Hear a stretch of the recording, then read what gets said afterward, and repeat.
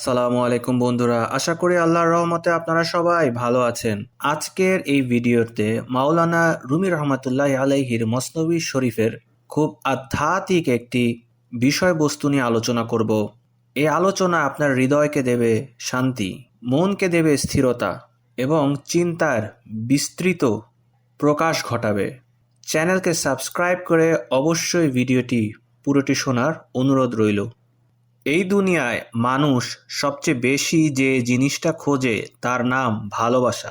এই ভালোবাসা কেউ খোঁজে মানুষের চোখে, কেউ কথায়, কেউ সম্পর্কের ভেতরে, কেউ আবার স্বীকৃতি আর সম্মানের ভিড়ে। কিন্তু আশ্চর্যের বিষয় হলো, এত ভালোবাসা খুঁজেও মানুষ শান্ত হয় না, বরং যত বেশি খোঁজে তত বেশি ক্লান্ত হয়ে পড়ে। আসলে আমরা যে ভালোবাসা খুঁজি, যে ভালোবাসা আমাদের রূহকে শান্ত করে, তা মানুষের কাছে নেই। কারণ মানুষের ভালোবাসা সীমিত, পরিবর্তনশীল এবং শর্তে থাকে বাঁধা। শর্তহীনভাবে খুব কম মানুষই একে অপরকে ভালোবাসতে পারে। তাই সুফিগণেরা বলেন, যে ভালোবাসা শর্তে আসে সে ভালোবাসা মানুষকে শান্তি দেয় না। খোদার মহব্বত আলাদা। এটা এমন এক ভালোবাসা যেখানে কোনো দাবি নেই, কোনো শর্ত নেই, কোনো হারানোর ভয় নেই। এই ভালোবাসা মানুষকে ভাঙে না, নরম করে। আর যে হৃদয় নরম হয়ে যায় সে হৃদয়ে আল্লাহের নূর নামে। অনেকেই ভাবেন আল্লাহওয়ালারা আসলে কেমন। আল্লাহওয়ালা মানে আলাদা কোনো পোশাক, লম্বা দাড়ি, নীরবতা বা পাহাড়ে চলে যাওয়া নয়।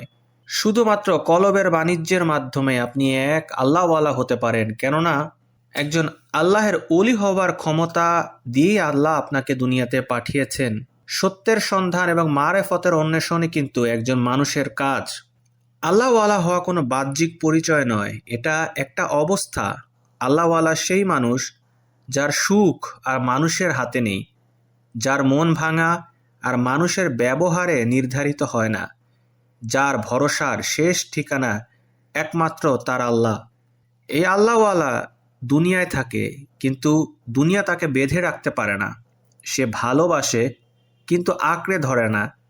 একজন আল্লাহওয়ালা দিতে জানে, কিন্তু সে কোনো হিসাব রাখে না। কারণ এক আল্লাহর ওলি বুজুর্গ জানে তার সকল হিসাব হবে তার খোদার সাথে। অনেক সময় প্রশ্ন আসে, খোদার মহব্বত কিভাবে আমাদের কাছে আসতে পারে? আমাদের বুঝতে হবে, আল্লাহের মহব্বত হঠাৎ আসে না, এটা ধীরে ধীরে নেমে আসে আত্মশুদ্ধির পথে। নফস যত বড়, খোদার মহব্বত তত দূরে। আর নফস যত ছোট, আল্লাহ যেন তত কাছে। নফস আমাদের সবসময় বলে আমারটা আগে, আমাকে দেখো, আমাকে মানো। আর রূহ বলে আল্লাহ রাজি হলে আমিই যথেষ্ট। এই নফস আর রূহের যুদ্ধের মাঝেই মানুষের জীবন কাটতে থাকে। যেদিন মানুষ নিজের রাগ, অহংকার, অভিমান, নিজেকে বড় ভাবার রোগ, এই সব কিছু আল্লাহর সামনে রেখে দেয়, সেদিনই আত্মশুদ্ধি শুরু হয়। এটাকে মাওলানা রুমি বলেছেন মরার আগেই মরে যাওয়া। এভাবেই তো আল্লাহর মারেফতের পথে চলতে হবে। কেননা মারেফত মানে আল্লাহর উপর এমন ভরসা যেখানে আর কোনো ভরসার সাহায্যের দরকার পড়ে না। যেখানে মানুষ বুঝে যায় আমার যা আছে তা আমার না, সবই আল্লাহের দেয়া এক আমানত। আমি শুধু দুনিয়াতে সকল আমানতের সঠিক ব্যবহার করে পরকালে যাওয়ার প্রস্তুতির মাঝে রয়েছি। কেননা আপনার ধন সম্পদ, সন্তান সন্ততি সব কিছুই আপনাকে আমানত স্বরূপ মহান রব দিয়েছেন পরীক্ষা করার জন্য। এই সকল বস্তু এবং পণ্যের ব্যবহার আপনি কিভাবে করেন, এগুলোকে সুন্দর সঠিকভাবে ব্যবহার করার মাধ্যমেই তো আল্লাহকে পেতে হবে, পরকালের জান্নাতের খোঁজ করতে হবে। যদি আপনি খোদার মহব্বতে ডুবে যান, তখন আর দান কষ্ট লাগে না, ত্যাগ ক্ষতি মনে হয় না। কারণ তখন মানুষ দেয় মানুষকে খুশি করার জন্য না, আপনি মানুষকে সাহায্য করছেন, মানুষের জন্য করছেন শুধুমাত্র খোদাকে রাজি করার জন্য। তাই তো সুফিরা বলেন, যে ছাড়তে শেখে না সে কখনো উড়তে পারে না। খোদার মহব্বত মানুষকে গরিব করে না, বরং ভয় মুক্ত করে। যার ভরসা আল্লাহ, তার আর অভাব থাকে না। কিন্তু মানুষ আসলে সুখ কোথায় খোঁজে? আমরা সুখ খুঁজি আরামে, ভোগে, মানুষের ভালোবাসায়।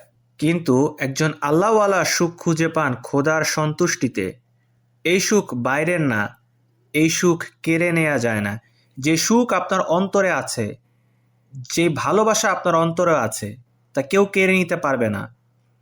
কেননা আপনার ভেতরকার এই সুখ, এই নির্ভরতা আল্লাহর উপর, অন্য কারোর উপর আর নির্ভর করে না। আর এই সুখ তখনই আসে যখন মানুষ নিজের সুখের চাবিটা মানুষের হাত থেকে নিয়ে আল্লাহের হাতে তুলে দেয়। এই পথ খুব যে সহজ তা নয়, তবে আপনি চাইলে এটাকে সহজ করে নিতে পারেন। কেননা নফস শেষ পর্যন্ত লড়াই করে, কিন্তু নফসের বিরুদ্ধে এই যাত্রা সত্য পথের। কম চাওয়া, বেশি দেওয়া, কম আশা মানুষের কাছে, আর পূর্ণ ভরসা আল্লাহের কাছে।